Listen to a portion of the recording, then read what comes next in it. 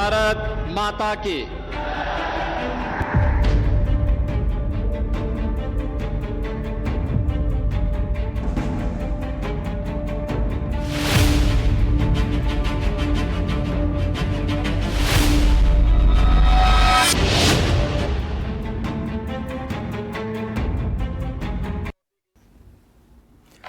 नमस्कार, मैं शेखर त्रिवेदी। उत्तर प्रदेश की सियासत में इन दिनों एक बड़ा सवाल तैर रहा है। सवाल यह है कि क्या 2027 का रण 2026 के आखिर में ही सज जाएगा? फिर से 2027 का रण क्या 2026 में ही सज जाएगा? यानी विधानसभा चुनाव क्या समय से पहले हो जाएंगे? दिल्ली से लखनऊ तक सुगबुगाहट है कि सूबे में विधानसभा चुनाव समय से पहले नवंबर दिसंबर 2026 में ही हो सकते हैं। इस समय से पहले यानी प्रीपोन चुनाव की थ्योरी के पीछे कोई राजनीतिक स्टंट नहीं है, बल्कि प्रशासनिक मजबूरी है। आपको बता दें कि फरवरी मार्च 2027 में देश की सबसे बड़ी राष्ट्रीय जनगणना का निर्णायक चरण होना है। जनगणना विभाग ने चुनाव आयोग को फ्लैग किया है। उस दौरान पूरी प्रशासनिक मशीनरी घरों के फिजिकल वेरिफिकेशन में व्यस्त होगी। चूंकि यूपी जैसे बड़े राज्य में चुनाव और जनगणना एक साथ कराना असंभव है, कहीं पे भी संभव नहीं है, यहां तो असंभव ही है। इसलिए आयोग के पास दो ही रास्ते हैं। पहला, चुनाव आगे टाला जाए। ऐसा करने पर राष्ट्रपति शासन लगाना होगा, जिससे चुनाव आयोग बचना चाहेगा और पॉलिटिकल पार्टीज भी बचना चाहेंगी। और दूसरा, चुनाव प्रीपोन करा लिया जाए, यानी समय से पहले करा लिया जाए। नियमों के मुताबिक कार्यकाल खत्म होने के 6 महीने पहले कभी भी चुनाव कराए जा सकते हैं। जनवरी में उत्तर प्रदेश, पंजाब और उत्तराखंड में कड़ाके की ठंड होती है, घना कोहरा होता है। इससे नेताओं के हेलीकॉप्टर लैंड नहीं हो पाते हैं। रास्ते में कोहरा है तो आप गाड़ी से भी जाने में दिक्कत होगी, समय ज्यादा लगेगा और रैलियां प्रभावित होंगी। अब नेता अगर भाषण ना दे, मौसम चुनाव का हो, तो आप समझ सकते हैं उसका तो 5 साल का खाया पिया हजम नहीं होगा, सुबह का तो छोड़ दीजिए, और वोटिंग का प्रतिशत भी गिरेगा। हमें आपको अगर मान लीजिए कड़कड़ाती ठंड में वोट देने जाना हो, फिर लाइन में लगना हो, तो ये सब चीज़ें ऐसी हैं जिसके लिए थोड़ा सा चुनाव आयोग विचार मंथन कर सकता है। इसलिए नवंबर दिसंबर की गुलाबी ठंड को सबसे मुफीद माना जा रहा है।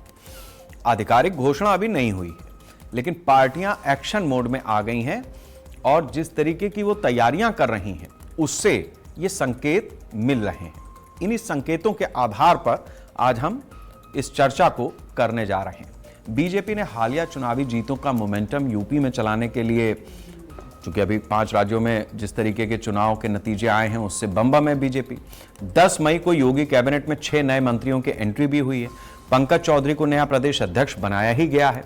आरएसएस प्रमुख Mohan Bhagwat back to back 2-3 दौरे कर चुके हैं, धर्म के नैरेटिव को धार दे रहे हैं। अखिलेश यादव अपने पीडीए फॉर्मूले के साथ मुस्तैद हैं। कांग्रेस मंडलवार बैठक कर रही है, उम्मीदवारों की तलाश शुरू कर चुकी है। 4 साल तक शांत रही मायावती की सक्रियता भी बढ़ गई है। बसपा बूथ कमेटियां और भाईचारा सम्मेलनों के पुनर्गठन में जुड़ गई है। इन सब से एक बात तो साफ है कि यूपी में शय और मात का खेल शुरू हो चुका है और बिगुल कभी भी बच सकता है। और सिर्फ यहां पर ऐसा हुआ ऐसा नहीं, पंजाब, अगर आप पंजाब को देखेंगे तो वहां पर भी आपको पता चलेगा कि बीजेपी ने एक पगधारी को प्रदेश का अध्यक्ष बनाया। जिस तरीके की स्थितियां वहां पर हैं, उत्तराखंड में भी आप देखिए कि सरकार के कामों में लगातार तेजी आई है, एक के बाद एक घोषणाएं हो रही हैं। तो इस हिसाब से जिन राज्यों में चुनाव होने हैं वहां पर किसे फायदा मिलेगा, नुकसान होगा, ये सारी चीजें तो समय के साथ सामने आएंगी ही। लेकिन जो बड़ा सवाल है कि राजनीतिक पार्टियां क्या इस चुनाव के प्रीपोन होने पर, अगर समय से पहले चुनाव होता है तो उसके लिए कितना तैयार हैं, उसका इंपैक्ट कितना पड़ेगा, किस तरीके से राजनीतिक दल इस बात को ले रहे हैं।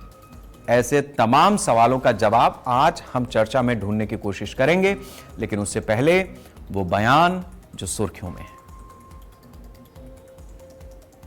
सत्ता चाहिए और सत्ता इनको लगता है कि अब समय आ गया है कि वापस लेना है, तो किसी तरह से हिंदू मुस्लिम करके अपने आप को अपराध मुक्त बता के हम सत्ता ले लें, नहीं तो लेट होगा। तो ये जो अमेरिकी ट्रेड डील हुई है, खासतौर से महंगाई बहुत बढ़ने वाली है और उत्तर प्रदेश में इसका बहुत असर होगा। इस वजह से ये समय से पहले चुनाव चाहते हैं। चुनाव कभी भी हो, इससे बहुत ज्यादा विशेष फर्क नहीं पड़ता। भारतीय जनता पार्टी की तैयारी हमेशा रहती है और जो जनता के बीच रहता है उसकी तैयारी स्वतः होती है।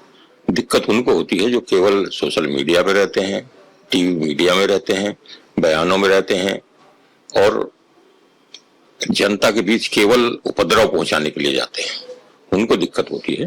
भारतीय जनता पार्टी को कोई नहीं। चुनाव कभी भी होंगे, किसी भी तारीख में होंगे, परिणाम वही होगा कि भारतीय जनता पार्टी उत्तर प्रदेश की सत्ता से हटेगी।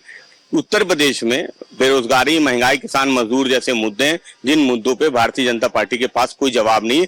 इसलिए समाजवादी पार्टी चुनाव के लिए तैयार है। जब भी चुनाव होगा भारतीय जनता पार्टी को हराने के लिए पीडीए तैयार है इस अन्याय करने वाली सरकार को हटाने के लिए। कांग्रेस पार्टी ने उत्तराखंड को कितने सीरियस, कितने गंभीर इस चुनाव को गंभीरता से लिया है। हमारे नेता राहुल गांधी जी 2 दिन तक उत्तराखंड रहेंगे, उत्तराखंड में 3 मीटिंगें करेंगे। तो कुल मिलाकर आप देख सकते हैं कि उत्तराखंड के आने वाले चुनाव को कांग्रेस पार्टी ने दिल्ली स्तर पर भी बहुत गंभीरता से लिया है और इन्हीं सब तैयारियों में हम पार्टी 2027 के इलेक्शन के मद्देनजर हम लगे। वैसे भी भारतीय जनता पार्टी अपनी चुनावी तैयारियां बाकी दलों के मुकाबले काफी पहले से शुरू कर देती है। ऐसा भारतीय जनता पार्टी के बारे में कहा जाता है, एक परसेप्शन बना हुआ है। लेकिन ऐसा नहीं है कि समाजवादी पार्टी, कांग्रेस या बहुजन समाज पार्टी या आम आदमी पार्टी ये कहीं चुनाव में या चुनाव की तैयारियों में पीछे रहने वाले हैं। ये भी अपनी पार्टी के हिसाब से, अपनी रणनीति के हिसाब से तैयारियों को अमली जामा लगातार पहनाते रहते हैं, उसमें एक निरंतरता बनी रहती है। लेकिन जब चुनाव का मौसम आ जाए और चुनावी घोषणा ऐसा हो कि बस आज नहीं कल, कल नहीं परसों, 2 महीने 4 महीने, इस तरीके की जब स्थिति बनती है तो बहुत तेजी से चीजें शेप लेने लगती हैं, आकार लेने लगती हैं। क्यों? क्योंकि हर पार्टी को अपना कैंडिडेट भी डिक्लेयर करना है। अब उत्तर प्रदेश जैसा राज्य है जहां पर 403 विधायकों की विधानसभा है, तो यहां पर एक मैसिव बड़ा अभियान चलाना पड़ेगा। हर पार्टी को यह तय करना पड़ेगा कि भाई किसको हमें टिकट देना है, कहां से देना है, किस तरीके के व्यक्ति को देना है, किसके खिलाफ क्या। अच्छा, फिर जाति है, धर्म है, वहां की लोकल इन्फ्लुएंस है, वहां के लोकल मुद्दे हैं, उसमें कौन कितना बड़ा काम कर रहा है, किसको दिया जा सकता है, किसको नहीं दिया जा सकता है। ये सारी चीजें भी पार्टी के शीर्ष नेतृत्व को देखनी होती हैं, जो पार्टी संगठन होता है उसको देखनी होती है। इसके साथ साथ एक और चीज भी होती है, विधायकों को भी यह तय करना होता है कि हवा किस तरफ चल रही है।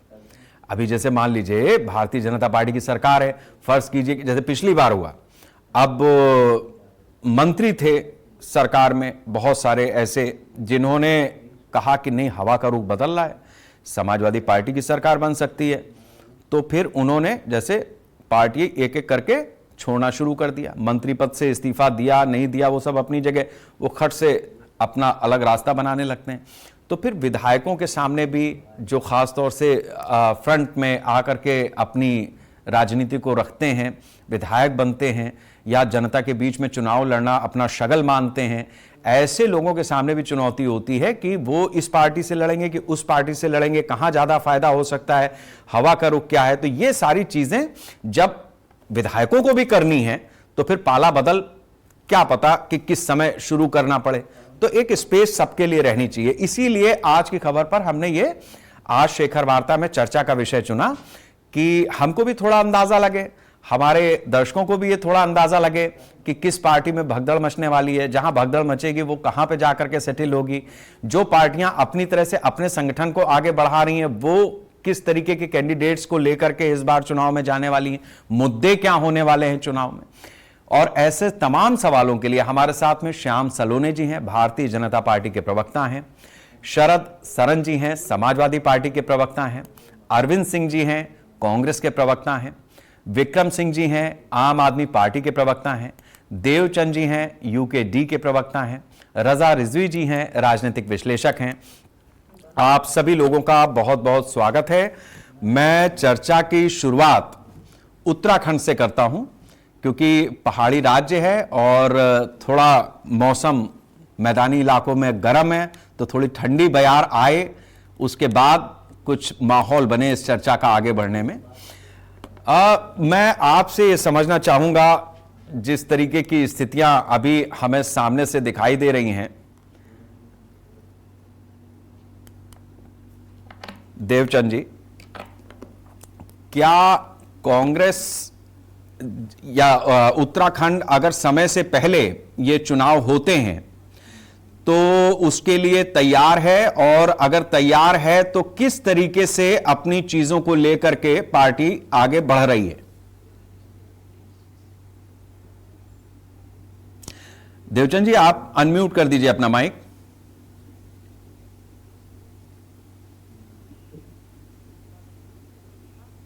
नमस्कार शेखर जी, आपने बहुत अच्छा विषय आज चुना है। और जहां तक उत्तराखंड में चुनाव की बात है तो खुशी है, चुनाव हो जाए। लेकिन एक सवाल आपके माध्यम से मैं वर्तमान सत्ताधारी सरकार को पूछना चाहूंगा कि चुनाव को आपने कराना है तो घोषणा विधिवत जो चुनाव आयोग के नियम है उनके तहत कराइए। अभी अभी नागर निकाय चुनाव के कुछ जगह होने थे, 2 दिन का टाइम देकर सूचना जारी हो जाती है और उसके बाद ये सारी चुनाव प्रक्रिया शुरू कर देकर बिल्कुल समय नहीं दिया जाता है। इससे स्पष्ट हो जाता है कि जो सत्तारूढ़ सरकार है तो सिर्फ अपना फायदा, अपना कार्य देखते हुए चुनाव आयोग से मिलकर ये सब कराती है। अब जहां तक उत्तराखंड में है, चुनाव के लिए तो सब तैयार है, लेकिन अधिसूचना तो कम से कम जारी कर देगी, कयास पर नहीं चलेगा। अन्यथा हम तो ये देखते हैं कि जब सभी चुनाव लगभग जो अभी तक जब से उत्तराखंड बना है तो 1 महीना 1.5 महीना के फ्री पे हुआ, आपको कोई नहीं हुआ, उसके हिसाब से चलते रहे। तो वो समझ में आता है कि भैया चुनाव टाइम पर जिससे रिक्त ना हो पद, और जैसे ही चुनाव हो जाए तो उनके कार्यकाल खत्म होती, दूसरा उसमें पदासीन हो जाए। लेकिन वर्तमान स्थिति को देखते हुए जिस हिसाब से आप प्रयास लगा रहे हैं कि जनगणना का प्रेशर प्रशासनिक कर्मचारियों पे है, अधिकारियों पे है, तो चुनाव के लिए लोग नहीं मिलेंगे। दूसरा हम ये भी कह रहे हैं कि अर्धकुंभ है उत्तराखंड में, हरिद्वार में अर्धकुंभ चलेगा तो वो भी चलेगा, उसकी वजह से भी असर पड़ सकता है।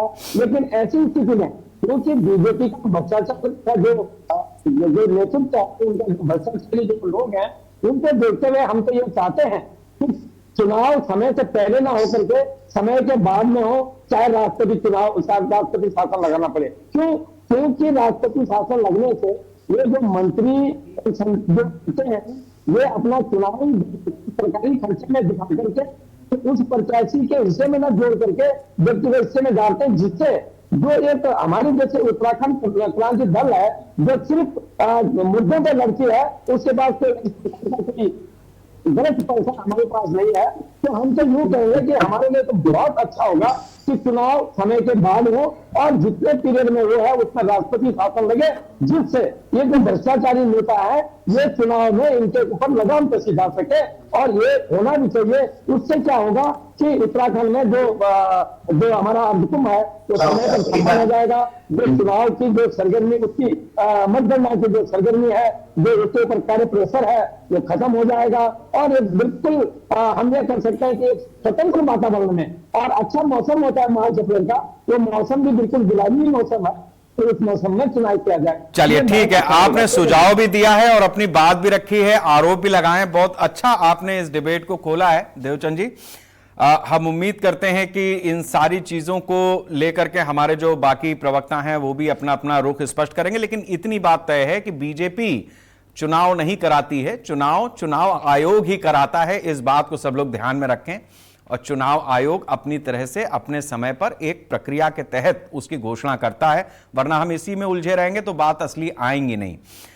अब हम चलते हैं पंजाब, क्योंकि पंजाब का भी चुनाव समय से पहले हो सकता है और वहां पर आम आदमी पार्टी की सरकार है। यह भी कहा जा रहा है कि ऑपरेशन लोटस का शिकार ना हो जाए सरकार। विक्रम जी, उस हिसाब से तो ऐसा लग रहा है कि ठीक ही है। अगर पहले हो जाता है तो ऑपरेशन लोटस से तो कम जनता और आपके विधायक और सरकार सभी बच जाएंगे और एक फेयर इनफ इलेक्शन हो जाए। इससे बेहतर क्या है? शेखर जी, सबसे पहले तो मैं आपके क्वेश्चन पूछने का जो अंदाज है उसकी तारीफ करना चाहूंगा। धन्यवाद। बहुत ही अच्छे तरीके से आप क्वेश्चन भी पूछते हो और माहौल को भी बड़ा साजगार करके रखते हो। चलो अब मैं आपके क्वेश्चन पे आता हूं। पहली बात तो यह है कि जो ऑपरेशन लोटस इन्होंने ईडी और सीबीआई को अपने कमाऊ बेटों को भेज के करना था वो हो चुका। एमएलए के ऊपर Bharatiya Janata party operation lotus ना कर पाई है ना कर पाएगी। उसका कारण है क्योंकि पंजाब के अंदर भारतीय जनता पार्टी हाशिए पर है।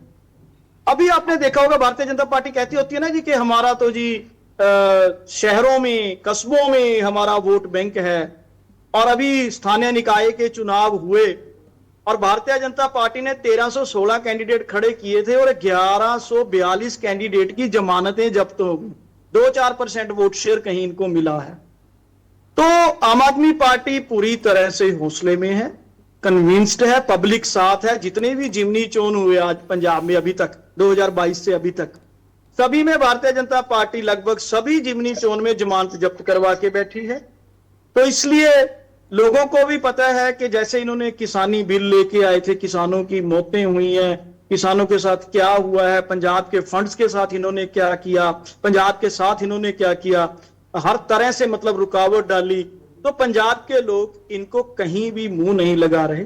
और आम आदमी पार्टी ने जो 5 साल की गारंटियां थी वो 4-4 साल में पूरी करके और भी बहुत बेहतरीन काम किए हैं।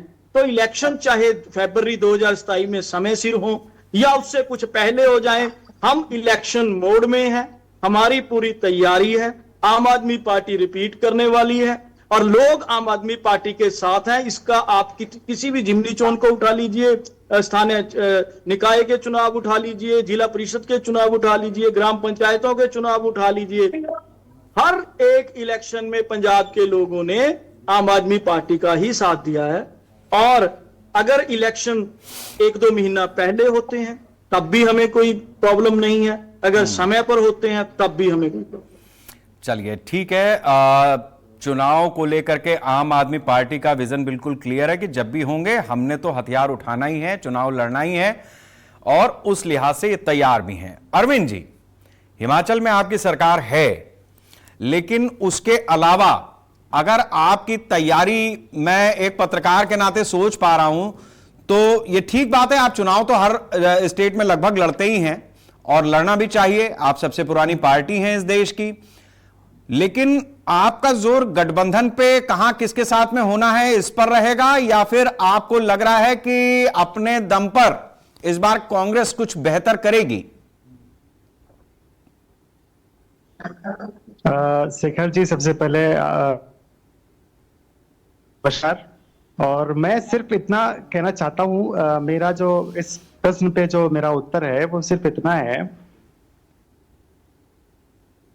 जहां पर अपने सहयोगियों के साथ अपने साथ जिन राज्यों में चुनाव लड़ना है उसकी सब मुकम्मल स्तर पर जा रही हैं। उत्तर प्रदेश खासकर जहां पर वहां पर इंडिया गठबंधन की जो तैयारियां हैं वो आगे बढ़ रही हैं।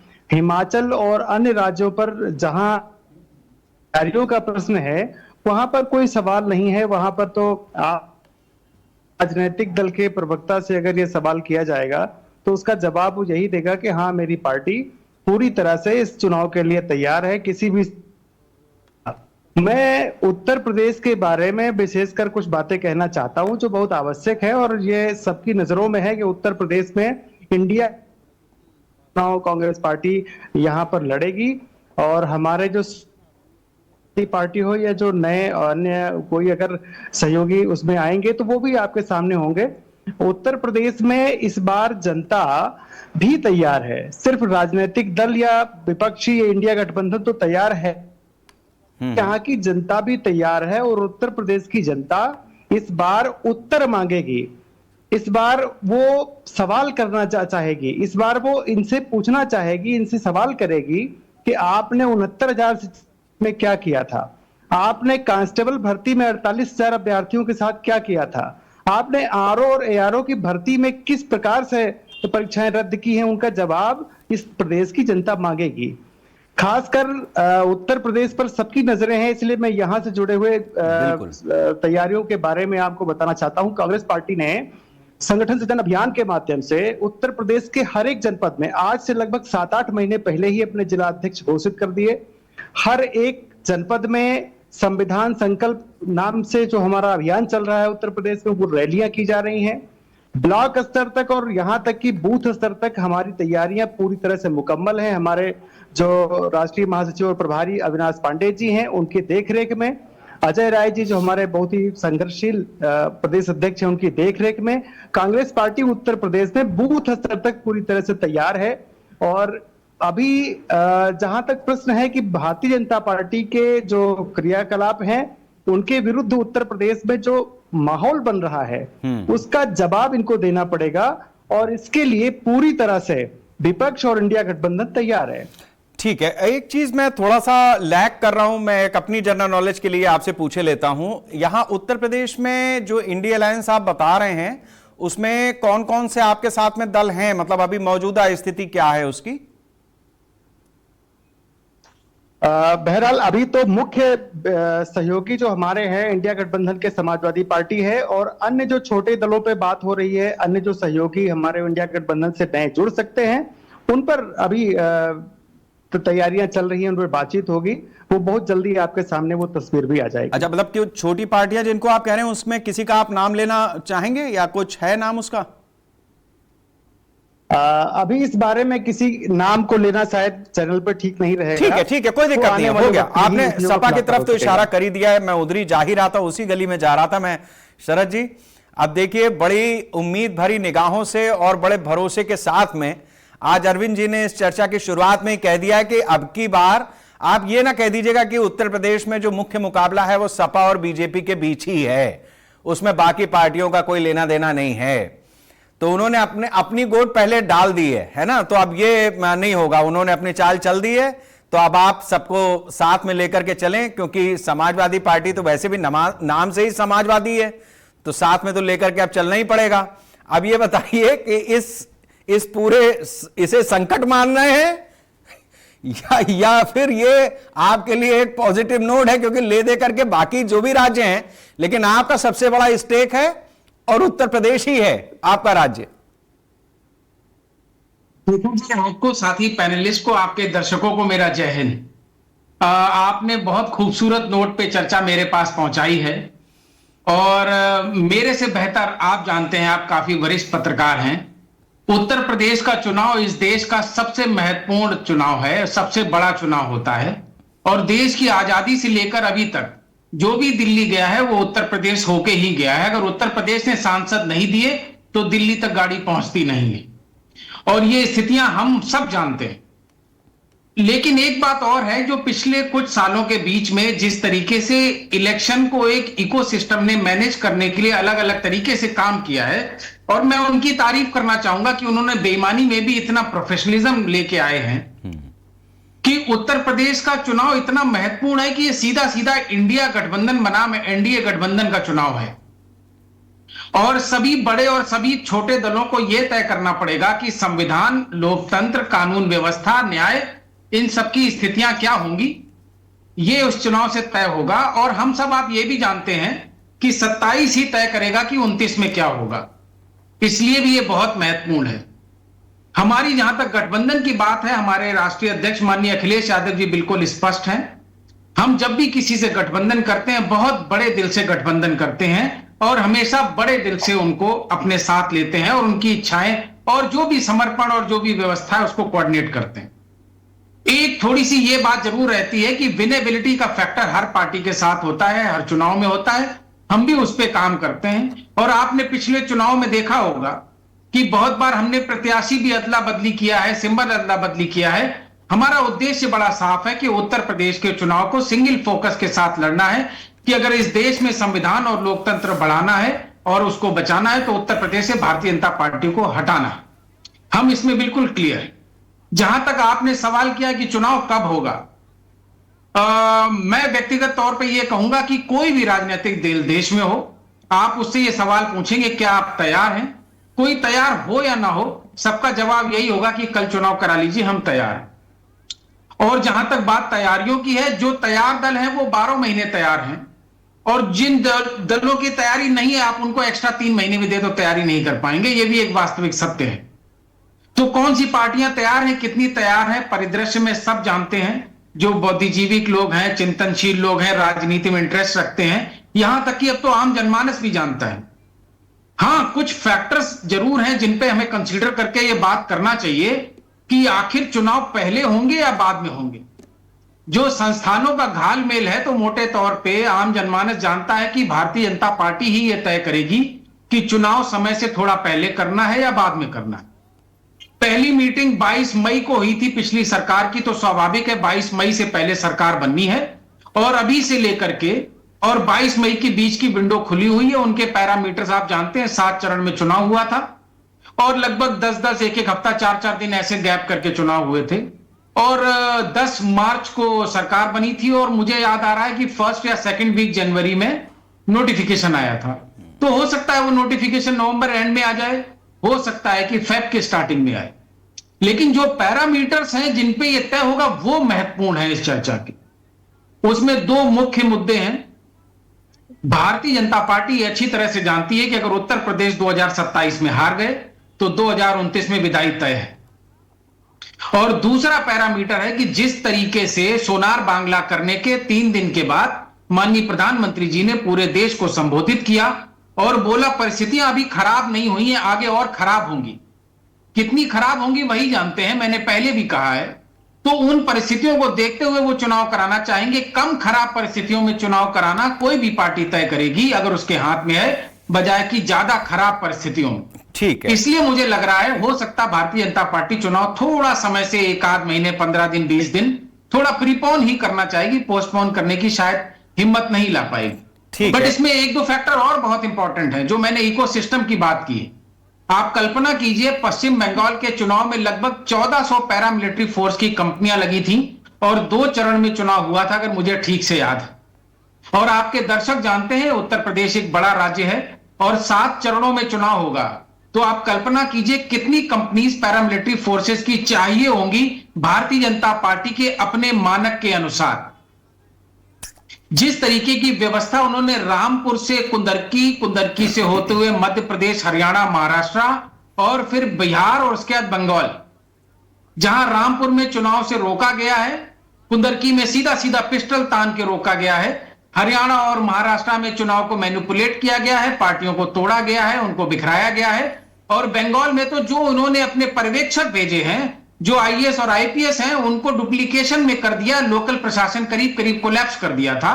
ठीक है, तो उन्होंने अपने जिस मॉडल को लगातार इंप्रूव किया है, हाँ। अल्टीमेटली आप ये समझ लीजिए कि लास्ट में जो इनका एक्सपेरिमेंट वो बंगाल में था, और जो बंगाल में नहीं करा है वो उत्तर प्रदेश में होना है। ठीक है। अगर वो नहीं करते हैं तो हमें अंडर एस्टिमेट कर रहे हैं। ठीक है। और अगर वो नहीं करते हैं तो हम भी ये सोचेंगे कि भारतीय जनता पार्टी अब ज्यादा चिंतनशील नहीं हुई। तो ठीक। हम मानसिक रूप से तैयार हैं। इनके इकोसिस्टम ने जो कुछ अभी अंधेरगर्दी नहीं की है वो इस चुनाव में होना है। उसकी ठीक है, व्यवस्था अरविंद जी, को धीरे देखते धीरे हुए उत्तराखंड, पंजाब, हिमाचल इत्यादि के साथ चुनाव कराना इनके लिए मुश्किल है। चर्चा आगे बढ़ाते रहते हैं हम लोग। आपने ठीक ठाक हमला भी कर दिया और अपनी पार्टी का भी विजन रख ही दिया है।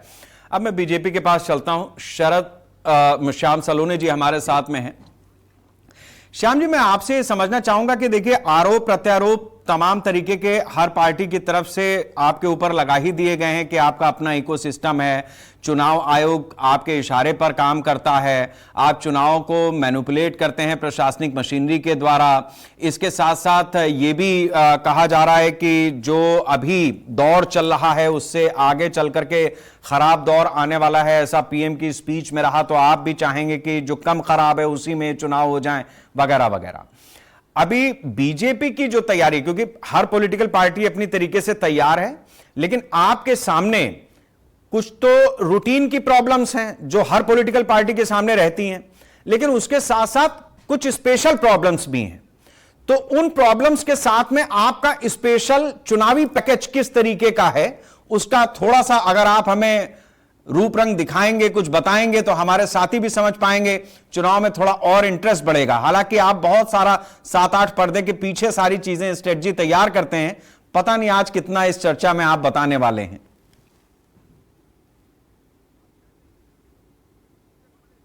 आप सभी को मेरा राधे राधे। शेखर साहब, विपक्ष का काम है सत्ता पर आरोप लगाना।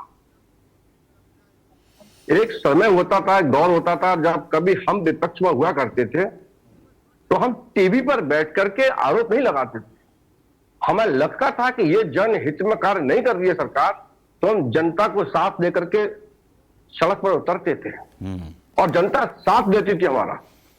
आज विपक्ष के पास टीवी पर बैठ के आरोप लगाने के अलावा और ट्वीट करने के अलावा कोई मुद्दा नहीं है कि जनता के बीच में जाए तो कैसे जाए।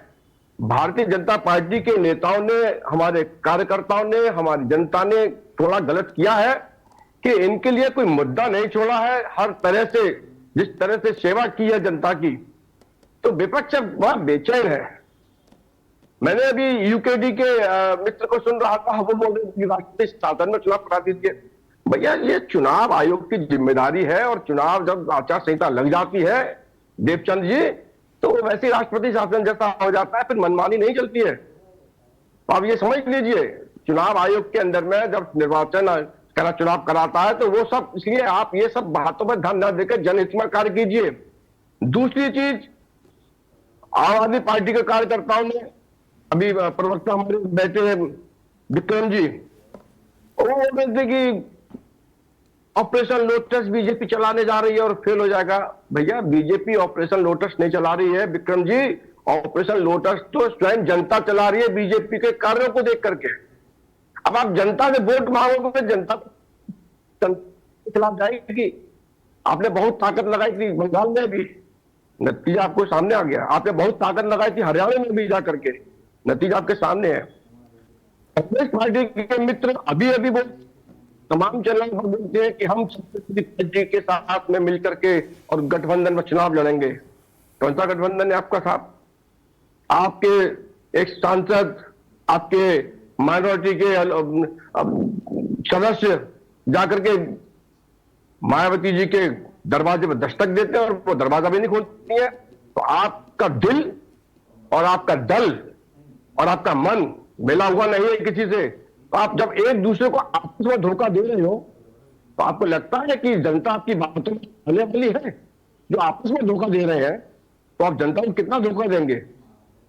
समाजवादी पार्टी क्लियर करे, यदि आम आदमी पार्टी उत्तर प्रदेश में चुनाव लड़ना चाहती है मिल करके, तो क्या ये उसको उतनी सीट देंगे जितनी कांग्रेस मांग रही है अपने लिए? तो आम आदमी पार्टी को छोटी पार्टी बता रही है कांग्रेस पार्टी, कांग्रेस को छोटी बता रही है आम आदमी पार्टी। तो इंडी गठबंधन है कहां इनका? और भारतीय जनता पार्टी की बात करते हैं तो हमारा सीधा सीधा फंडा उत्तर प्रदेश में आपने देखा होगा, उत्तराखंड में देखा होगा, अभी आप बंगाल में देख रहे हैं, आपने आसाम में देखा होगा, हरियाणा में देख लीजिए, मध्य प्रदेश में देख लीजिए, जहां भी हमारी सरकारें हैं। और यहां तो उत्तर प्रदेश में तो क्या हालत बचा रखी थी अखिलेश यादव जी के समय पर। आए दिन दंगे, कर्फ्यू, मां की बेटी अकेले सड़क पर निकल नहीं सकती थी, शॉपिंग नहीं कर सकती थी।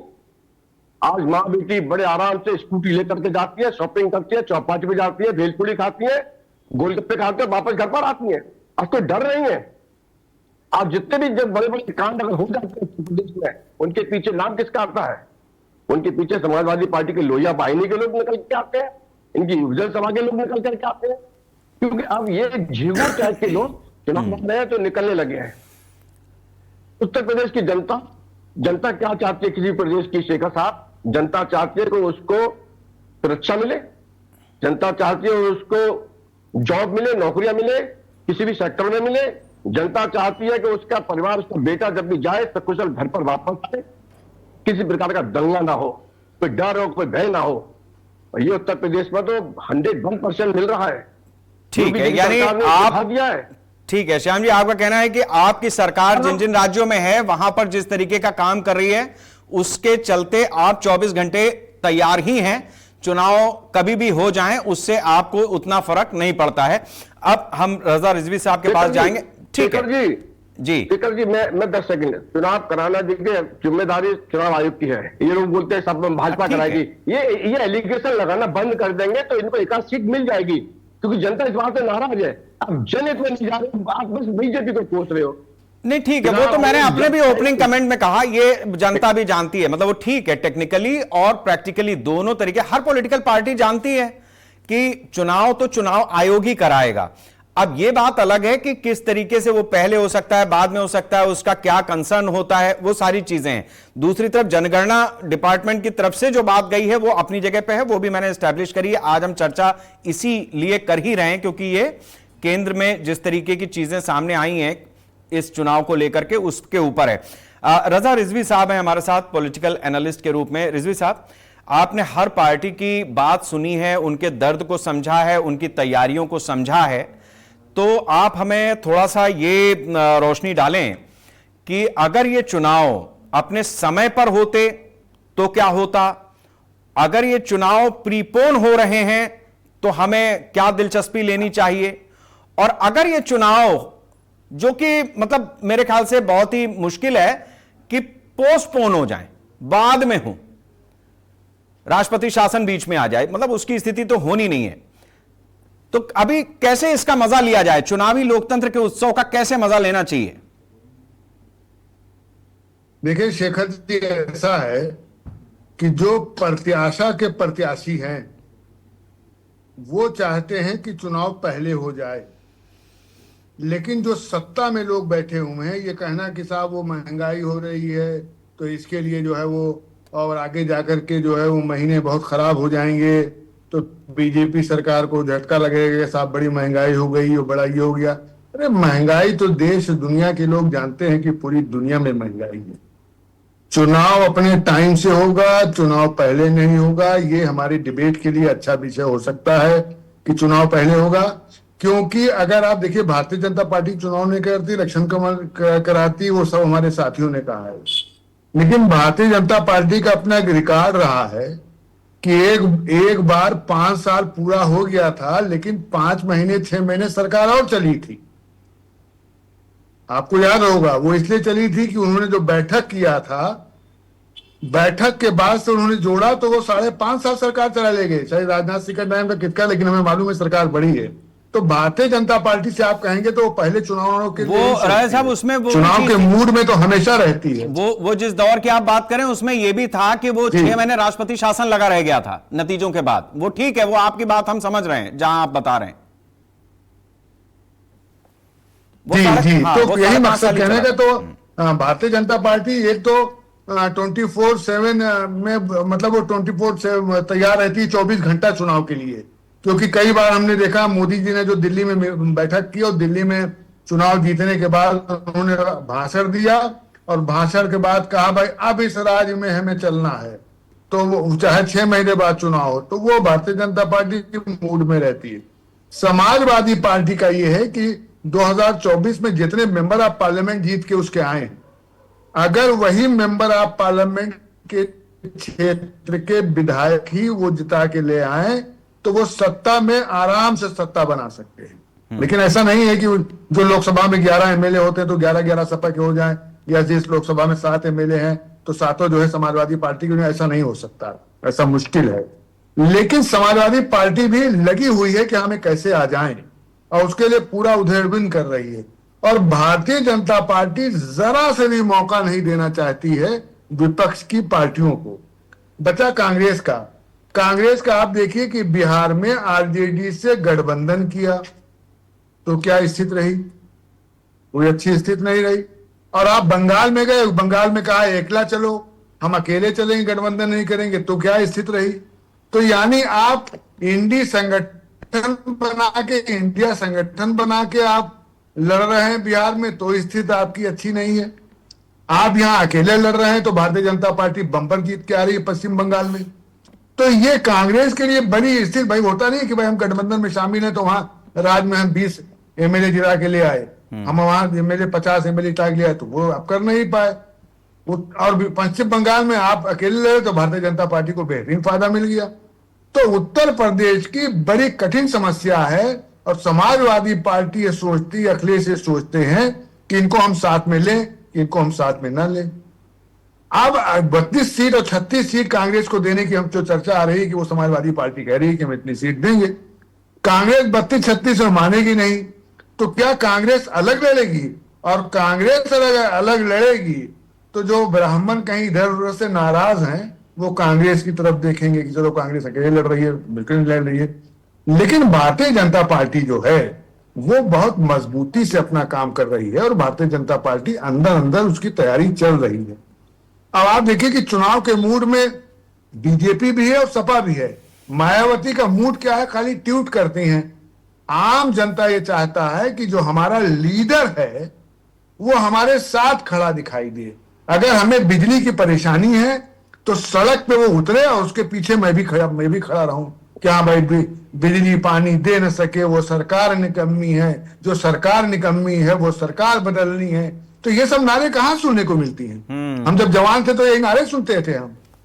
हाँ, जो बिजली पानी दे न सके वो सरकार निकम्मी है और जो सरकार निकम्मी हो बदलनी, ये सब नारे हैं ही नहीं। नहीं, आप अभी भी नौजवानी हैं इरशाद साहब। आज आपने जिन भेदों को निकाला है, जिन बातों को, मुझे याद है 2009 में 20 सीटें थी करीब कांग्रेस की, वो 100 सीटें, मतलब जो विधानसभा चुनाव आ रहा था उस समय पे 12 है, उसमें उनको ये था कि हम 100 सीटों के आसपास अगर ले आते हैं तो हम सत्ता में जादू कर देंगे, मतलब हम किंग मेकर होंगे। ये जो आपने अभी सपा की गणित बताई उन सब से, अब मैं जल्दी से दो चीजें समझना चाहूंगा, देखिए इंपॉर्टेंट, वरना छूट जाएंगे, बुरा मान जाएंगे विक्रम साहब भी और उधर देवचंद जी भी इंतजार कर रहे हैं अपनी बार कि आप उनके बारे में भी उद्बोधन करें। तो एक तो पंजाब की जो गणित है थोड़ी सी रोशनी उस पर डालें, और देवचंद जी जिस पार्टी को बिलोंग करते हैं या जो उसकी रपट है, हालांकि ऐसा है नहीं लेकिन मैं फिर भी एक कंपैरिजन करता हूं, यह कंपैरिजन दिलचस्प है।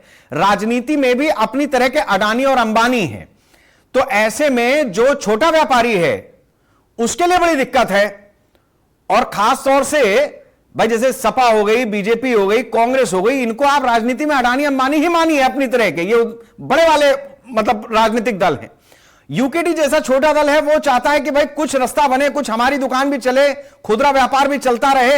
ऐसा नहीं होना चाहिए कि हम गरीब पार्टी हैं या उतना फंड नहीं है हमारे पास तो हमारी दुकान ही किसी दिन बंद हो जाए। तो राय साहब, आप जो विश्लेषण कर रहे हैं उसमें थोड़ा थोड़ा सबके लिए होना चाहिए भाई।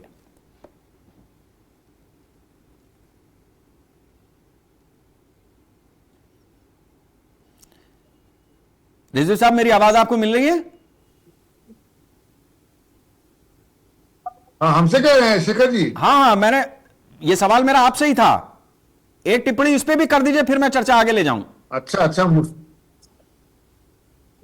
देखिए ऐसा है जैसे आम आदमी पार्टी उत्तर प्रदेश में संजय सिंह अपना काम कर रहे हैं, आते हैं चले जाते हैं, आते चले जाते हैं।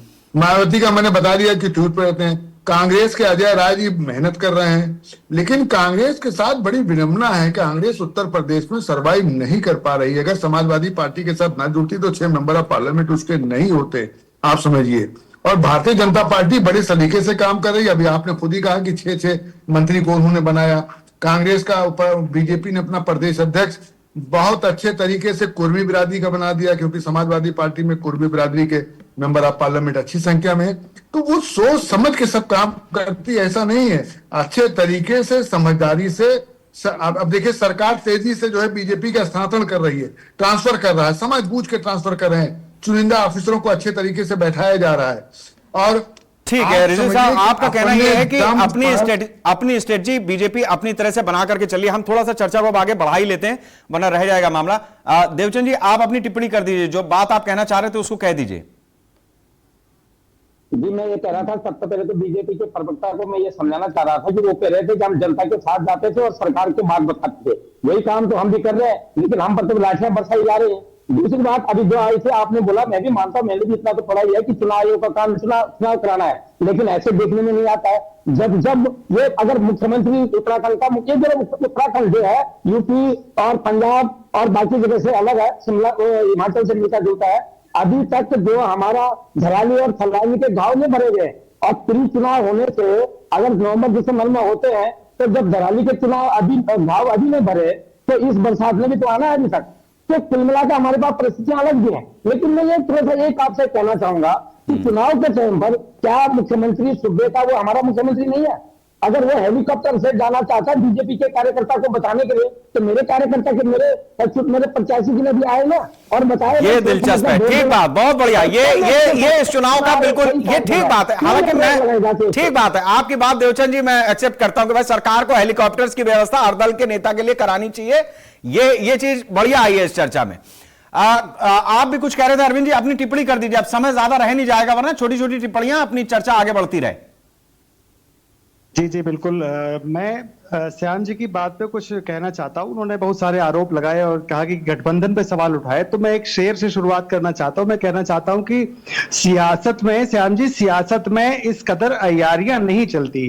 और बेवक्त की ये कलाकारियां नहीं चलती। कबीले वालों के दिलों को जोड़िए मेरे सरदार, ये सरों को काट के सरदारियां नहीं चलती। गठबंधन, मैंने बहुत सारे प्रश्न पहले भी उठाए थे कि ये सवाल जनता के हैं और जनता के सवालों को उठाना ही हमारा धर्म है, वही हमारा कर्तव्य है, वो हम कर रहे हैं, वो लगातार करेंगे। हमारे राजनीतिक विश्लेषक जो अभी रजा साहब कह रहे थे, उनका भी मैं इस जवाब इस लाइन पे देना चाहता हूं कि गठबंधन के प्रश्न पर उन्होंने बहुत सारी बातें कही और तमाम सारी चिंताएं जाहिर की कि पार्टी की तैयारियां कैसी हैं और कांग्रेस यहां पर परफॉर्म नहीं कर पा रही है। हमारी जो तैयारियां हैं, हमारी जो मेहनत है, अजय राय जी या अविनाश पांडे जी जो भी उत्तर प्रदेश में काम को देख रहे हैं, जिस तरह से हम काम कर रहे हैं, वो परिणाम इससे पहले 24 का आप देख लीजिए। 24 में इसी गठबंधन ने बहुत मजबूत माने जाने वाली मोदी सरकार को बैसाखियों पर ला दिया या नहीं ला दिया, इसी उत्तर प्रदेश ने ला दिया। और आप यकीन रखिए कि ये उत्तर प्रदेश एक बार फिर से को निरुत्तर करेगा ही करेगा, इसमें कहीं कोई शक नहीं। मैं आपको एक और आंकड़ा देना चाहता हूं। अभी सी वोटर ने एक सर्वे किया है नीट कांड के बाद, वो आवश्यक है उसका यहां पर कोट कर देना कि नीट कांड के बाद जेनजीज जो हमारे हैं उनके लिए एक सर्वे सी वोटर ने किया और ये उसमें रिपोर्ट की 70% हुआ 18 से 30 वर्ष के बीच जो 70% युवा है वो इस सरकार से छुट्टी परिवर्तन करना चाहते हैं, परिवर्तन के में ठीक है, मैं परीक्षा ठीक है, आपके बात पॉइंट हमने नोट कर लिया है। हम इसका सवाल लेंगे श्याम जी से, हम उसका जवाब ले लेंगे। मैं वरना समय बचेगा नहीं मेरे पास। विक्रम जी, आप ये बताएं कि एक तो यूपी बड़ा क्षेत्र है और अरविंद केजरीवाल एक समय खुद आकर के यूपी से चुनाव लड़कर के गए थे, लेकिन अभी जो स्थिति है उसमें यूपी का स्टेक आप ज्यादा बड़ा देख रहे हैं या फिर पंजाब का, या फिर अब गुजरात में तो खेल ही हो गया आपके साथ में। वहां अरविंद केजरीवाल साहब ने कहा कि मेरे पीछे आई भी लगा दी है और बाद में जांच वांच हुई तो पता चला आप ही के प्रदेश अध्यक्ष था, जिला अध्यक्ष था। ये मतलब जो स्टंट है वो कहीं ना कहीं मतलब आम आदमी पार्टी खुद भी फंस रही है, कहीं थोड़ा जल्दबाजी में तो नहीं है आप? विजय जी, ऐसा है कि हम किसी जल्दबाजी में नहीं है। गुजरात में हमें लोगों का बहुत प्रोत्साहन मिल रहा है, लोग हमारे साथ जुड़ रहे हैं और पहले भी हमारे 5 एमएलए आए थे, उसके बाद स्थानीय निकाय चुनावों में भी हमें बड़ा लोगों का सहयोग मिला है। और एक गलतफहमी हो सकती है लेकिन हम उसको स्टंट नहीं कह सकते। लेकिन दूसरी बात, यूपी में भी इस वक्त लोग भारतीय जनता पार्टी की जो खेलने की बात पे मैं जाना चाहूंगा उससे तंग आ चुके हैं। पंजाब में तो देखो रिपीट करने जा रहे हैं, बिल्कुल क्लियर, और पहले से हो सकता है ज्यादा सीटें आ जाए कुछ। दूसरी बात, मैं ये खेलने की बात की थी, मेरे माननीय राजनीतिक विश्लेषक हमारे बहुत ही आदरणीय हैं, तो मैं इनको बताना चाहता हूं कि इन्होंने तो लोगों के साथ भी खेला किया। लोगों ने भारतीय जनता पार्टी को मध्य प्रदेश और कई स्टेट्स में हरा दिया था, तो अमित शाह जी बड़ा खुश होकर कहते थे कि खेला कर दिया, क्योंकि ये ईडी, सीबीआई, पैसा, दसाम, जो कुछ भी है ये खेलते हैं। और दूसरी एक चीज मैं आप बता दूं कि भारतीय जनता पार्टी सिर्फ और सिर्फ पोलराइजेशन की पॉलिटिक्स के कारण अभी तक चुनाव जीतती रही है। और बंगाल में अगर आप बात करते हो तो अकेली, या दिल्ली की बात करते हो तो अकेली भाजपा नहीं लड़ रही थी, भाजपा के साथ में बहुत सी ताकतें थी जिनमें इलेक्शन कमीशन भी था, पुलिस भी थी, ईडी, सीबीआई तो हमेशा ही होती है। एक चीज आप बता दिए, नहीं ठीक है विक्रम साहब, एक सवाल, पंजाब के लोग ठीक है, आपके आरोप अपनी जगह हैं, ना जाति की जाती है ना सही जाती, आपके आरोप अपनी जगह हैं, लेकिन चूंकि मैं भी इस देश का नागरिक हूं और मेरे देश की किसी संवैधानिक संस्था पर जब राजनीतिक दल बार बार हमला करें तो एक सवाल मैं उनकी तरफ से ले लेता हूं, उनका प्रतिनिधि है नहीं यहां पे। जैसा आपने बताया, फर्ज कीजिए कि आप उत्तर प्रदेश है, पंजाब है या गुजरात है या और भी स्टेट्स हैं, इलेक्शन कमीशन पर आपका सीधा सीधा आरोप है जो आपने कह दिया। अब सवाल यह है कि अगर इनमें से कहीं पे भी या जहां पर भी आपकी सरकार बनती है तो इलेक्शन कमीशन वहां पर कुछ और रोल प्ले कर रहा है, मतलब वहां आपकी सांठगांठ ज्यादा मजबूत है, इसको ऐसे माने या हम किसी दूसरे परिप्रेक्ष्य में इसको देखें? क्योंकि ये थोड़ा सा हमें अटपटा भी लगता है, हमारे जो नए बच्चे हैं उनका भरोसा कमजोर नहीं करना है हमें। आप सबकी उम्र है, आप राजनीति कर रहे हैं। मैं इसका बिल्कुल जवाब देता हूं। ये उन स्टेट्स में जहां भाजपा हाशिए पे है वहां पे इनका रोल, इन संस्थाओं का रोल कम हो जाता है, वरना जहां पे भाजपा जैसे ओपोजिशन में थी पश्चिम बंगाल में, वहां पे पूरा खेल चलता है। ये वो देश है जहां भाजपा के राज में, ठीक है, आप अपनी तरह से इस्तेमाल करने की बात करें, ठीक है, मेरे पास समय नहीं बचेगा, मेरे पास ठीक है विक्रम जी, शरद जी मैं 27 लाख वोटर को ठीक कहना पड़ा है, कि मेरे अगली बार समय नहीं वोट बचेगा डाल विक्रम जी, आपकी बात आ गई, बिल्कुल आ गई। शरद जी मैं आपसे समझना चाहूंगा कि जिस तरीके से चुनाव आयोग की भूमिका है इस पूरे दौर में, जिसको आज हम चर्चा में भी लेकर के आए कि चुनाव समय से पहले या समय पर या समय के बाद, क्या आपको लगता है कि जिस तरीके की स्थितियां हैं उसमें मुद्दे कहीं पीछे ना छूट जाएं, क्योंकि समय को लेकर के जिस तरीके की रस्साकशी है उसमें वही चीज हावी हो जाए और election commission he attraction, focus of attraction रह जाए? देखो जी, मुद्दे अपनी जगह बिल्कुल स्थापित हैं और आप समझते हैं कि अंततः चुनाव में नैरेटिव ही काम करता है। किस पार्टी ने नैरेटिव बनाया और कौन कैचअप करने की कोशिश कर रहा है। आप जानते हैं कि उत्तर प्रदेश के चुनाव में जो पीडीए का नैरेटिव है वो यथास्थित है, लगातार मजबूत होता जा रहा है, क्योंकि जिस तरीके से आरक्षण पे और भर्ती के घोटालों में, नौजवान के रोजगार में, शिक्षा में लगातार सड़कों पे पूरा दिल्ली तक इकोसिस्टम हिला हुआ है, उस पे बात चल रही है। मेरा इस आपके सवाल के ऊपर एक काउंटर क्वेश्चन जरूर है जी। हम लोग ये चर्चा कर रहे हैं कि चुनाव पहले तो नहीं होने जा रहा है। तो ये बताइए, दिल्ली की सरकार को ये नहीं पता था कि उत्तर प्रदेश में चुनाव कब ड्यू है? तो जब जातिवार जनगणना करनी थी, जो 1.5 साल पहले फैसला लेना था, क्या वो 3-4 महीने पहले नहीं किया जा सकता था? कहीं ऐसा तो नहीं कि दिल्ली की सरकार जो कह रही थी, जो लोकसभा में बोल रही थी हम जातिवार जनगणना नहीं कराएंगे और हमारे नैरेटिव के दबाव में उसने घोषणा की है, वो उसकी डिटेल्स को लेकर के चुनाव लड़ने की हिम्मत नहीं रखती है। दूसरा सवाल, महिला आरक्षण का जब बिल सभी दलों ने सर्वसम्मति से पास किया है तो हम ये अपेक्षा रखते थे कि 2027 के चुनाव में महिला आरक्षण लागू किया जाएगा। अगर वो लागू नहीं कर रहे हैं तो फिर भारतीय जनता पार्टी पे क्या यह सवाल नहीं उठेगा कि जब बिल पास हो गया है तो 27 के चुनाव में उत्तर प्रदेश में क्यों नहीं लागू हो रहा है?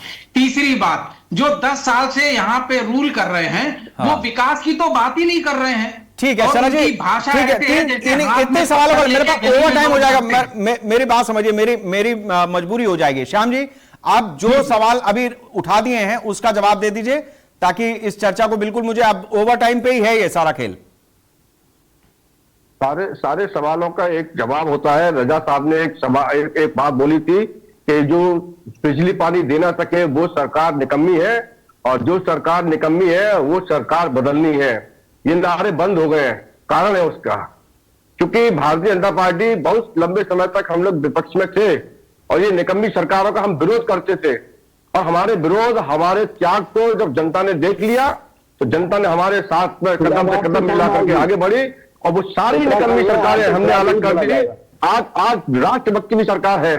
आज मोदी जी के नेतृत्व में हर प्रदेश में जितने मोदी बैठाए गए हैं, वो जितने भी हमारे मुख्यमंत्री हैं वो मोदी जी के हम प्रतिनिधि हैं।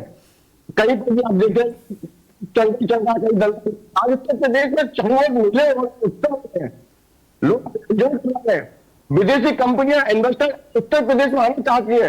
17 करोड़ से ज्यादा हमने नौकरियां दी है। ठीक है श्याम जी, आपने अपनी बात तो रख दिया है, गागर में सागर भरने की आपने कोशिश की है। मैं आखिरी बिल्कुल 20 सेकंड है मेरे पास। रिजवी साहब, चुनाव आयोग समय से पहले कराए या समय पर कराए या उसके बाद कराए, मैं सिर्फ इतना समझना चाहता हूं कि हम और आप जो इस पूरी चर्चा में भी एक आम आदमी थे, मतलब कॉमन मैन थे, आम आदमी पार्टी वाले नहीं थे, हैं? तो पब्लिक का पहले या बाद से कोई भला या नुकसान होना है या सारा मलाई यही लोग खा जाएंगे आपस में ही कद्दू कटेगा और बटेगा इन्हीं लोगों में? देखिए, पब्लिक अगर पहले भी होता है तब भी पब्लिक के लिए कोई माने नहीं है और बाद में होता है तब भी कोई माने नहीं। मैंने आपसे कहा कि प्रत्याशा के प्रत्याशी वो चाहते हैं कि जल्दी चुनाव हो जाए, जो प्रत्याशा में है वो चाहते हैं कि जल्दी चुनाव हो जाए, लेकिन चुनाव मार्च में जो है बजट भी पारित हो जाए, मार्च में एग्जाम भी खत्म हो जाए बच्चों का, अप्रैल में आराम से हो, उसके बाद 22 मई को बना है 31 मई को शपथ हो जाए, तो ये सबसे अच्छा रहेगा।